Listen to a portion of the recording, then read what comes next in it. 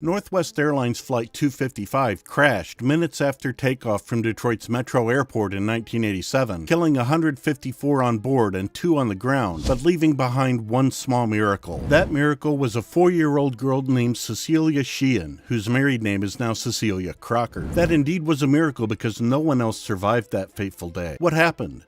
How did the crash happen? And how did a little girl survive all that? Stick to the video to find out. Hello and welcome to Plane Crashes Explained, where we discuss some of the most mind-blowing reasons and facts behind the most heinous plane crashes. Subscribe to our channel and press the bell icon so you won't miss future updates. Without further ado, let's get straight into this. Northwest Airlines Flight 255, a McDonnell Douglas MD-82, crashed shortly after takeoff from Detroit Metropolitan Airport on August 16, 1987, at approximately 8:46 p.m., killing all 6 crew members and 148 of the 149 passengers on board, as well as 2 people on the ground. A 4-year-old girl was the sole survivor, sustaining serious injuries. It was the second deadliest aviation accident in the United States at the time. It is also the most lethal aviation accident with a single survivor. Northwest Flight 255 was on its way to California with a stopover in Phoenix when it departed Detroit. The pilot and co-pilot failed to conduct their pre-flight checks according to the procedure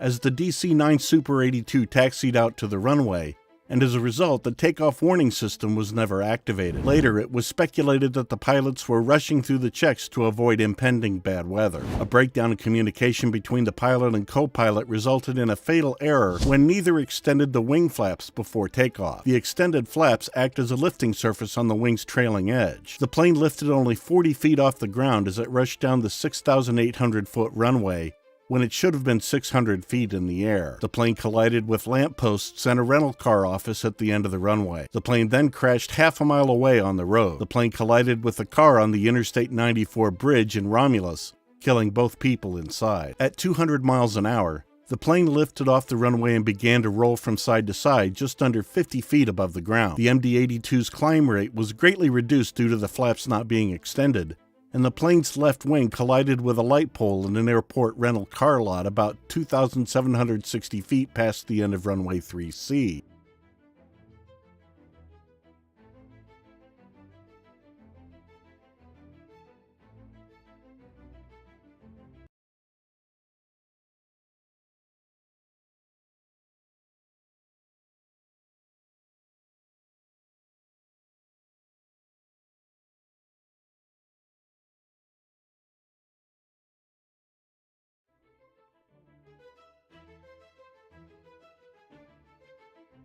The collision caused the left wing to disintegrate and catch fire. The plane rolled 90 degrees to the left and collided with the roof of an Avis car rental building. The plane crashed into Middlebelt Road and struck vehicles just north of its intersection with Wick Road, killing 2 people in a car on the ground. The fuselage then skidded across the road, disintegrating and bursting into flames as it collided with a Norfolk Southern Railroad overpass and an eastbound Interstate 94 overpass. The crash was witnessed from the air traffic control tower, and the airport was shut down almost immediately. The crash killed the entire flight crew and all but 1 of the passengers. Nick Vanos, an NBA center for the Phoenix Suns, was among the passengers on Northwest 255. 2 other motorists were killed on nearby Middlebelt Road, and 5 people on the ground were injured, 1 critically. The bodies were taken to the airport's northwest hangar, which served as a temporary morgue. A 4-year-old girl from Tempe, Arizona was the only survivor of the crash. Romulus firefighters discovered her still belted in her seat facing down. She was discovered several feet away from her mother, father, and 6-year-old brother. She was severely burned and fractured her skull, collarbone, and left leg. Following the crash, the girl lived in Birmingham, Alabama with her maternal aunt and uncle. She first spoke to the media about her experience in 2011. Cecilia Cichan, whose married name is now Crocker, was the crash's sole survivor. Her mother, father, and 6-year-old brother David were killed on the flight. Now, nearly 26 years later, that little girl has grown up and is speaking out for the first time about the tragedy that changed her life forever. Crocker's mother, Paula Cichan, is thought to have shielded her from the bodies of her mother, father, and 6-year-old brother during the crash. She was severely burned and fractured her skull, collarbone, and left leg. "Every day I think about the accident," Crocker, age 30, said. "When I look in the mirror, it's difficult not to think about it. I have visible scars on my arms and legs, as well as scars on my forehead." Crocker's family lived in Tempe, Arizona at the time of the crash, but her aunt and uncle raised her in Birmingham, Alabama, and kept her out of the spotlight. Although she does not recall the crash, Crocker recalls the moment she realized what had happened to her. "I was probably in middle school or high school when I realized I was the only person to survive that plane crash," Crocker said. "It was just extra stress for me because I was an adolescent and confused. I recall feeling angry and guilty as a survivor. What happened to my brother? Why didn't anyone do it?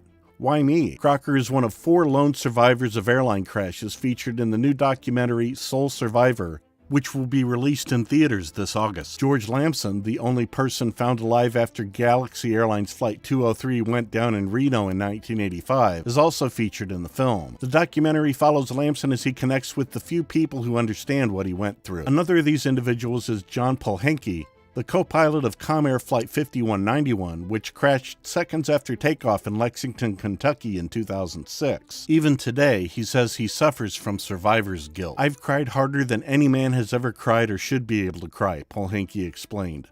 "My wife was there to support me to the point where I could just cry on her shoulder. It's that constant battle where my inner voice wants to keep going and the good voice says, 'Yeah, come on, you have the inner strength to do that.' But the bad voice says, 'No, stay here, have another shot of liquor.'" Then there's Bahia Bakari, 14. When Yemenia Flight 626 crashed into the Indian Ocean in 2009 and spent 9 hours clinging to the plane wreckage before being rescued. Only 15 times since 1970 has a commercial plane crash resulted in a single survivor. According to National Transportation Safety Board statistics on accidents studied from 1983 to 2000, roughly 95% of people involved in plane crashes survived to tell the tale. In 1996, 50 people survived an Ethiopian Airways flight that crashed off the coast of Africa. Then there's the most remarkable plane crash survivor story in recent memory, when U.S. Airways Captain Chesley Sully Sullenberger landed safely in the Hudson River shortly after takeoff. The miracle on the Hudson saved all 150 passengers and 5 crew members. Ed Galea, mathematical modeling and engineer professor at the University of Greenwich in London, interviewed 2,000 survivors of 105 plane crashes to discover the secrets to surviving a plane crash. "There's no such thing as a magic seat on an airplane," Galea explained.